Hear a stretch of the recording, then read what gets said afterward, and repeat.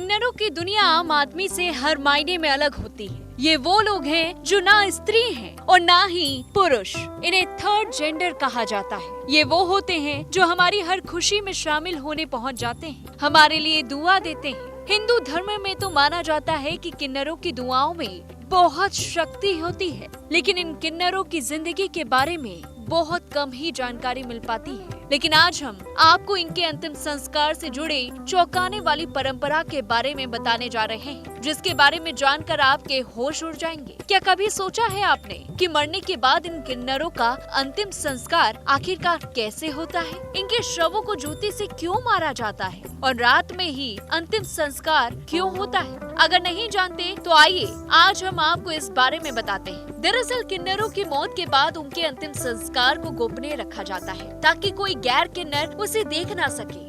इसलिए अक्सर रात में ही उनकी अंतिम यात्रा निकाली जाती है। ऐसा माना जाता है कि अगर किसी किन्नर के अंतिम संस्कार को आम इंसान देख ले तो मरने वाले का जन्म फिर से किन्नर के रूप में ही होगा। बताया जाता है कि शव यात्रा के दौरान भी किन्नरों की डेड बॉडी को 4 कंधों पर लेटाकर ले जाने की जगह शव को खड़ा करके अंतिम संस्कार के लिए ले जाया जाता है। उनके शव को सफेद कपड़े में लपेट दिया जाता है, जिसका मतलब होता है कि मृतक का इस शरीर और इस दुनिया से कोई नाता नहीं रहा। इसके अलावा उनके मुंह में पवित्र नदी का पानी डालने का भी रिवाज है। इसके बाद ही शव को दफनाया जाता है। ऐसा कहा जाता है कि शव दफनाने के दौरान अगर कोई आम इंसान उसे देख लेता है तो किन्नर उसकी पिटाई भी करते हैं। किन्नरों के बारे में कहा जाता है कि मरने से ठीक पहले उन्हें अपनी मौत का एहसास हो जाता है। ऐसे में वे खाना पीना बंद कर देते हैं, घर से बाहर भी नहीं निकलते। वे पूरी तरह से इस दौरान ईश्वर की भक्ति में लीन हो जाते हैं और दुआ मांगते हैं कि प्रभु इस जन्म में किन्नर तो हुए,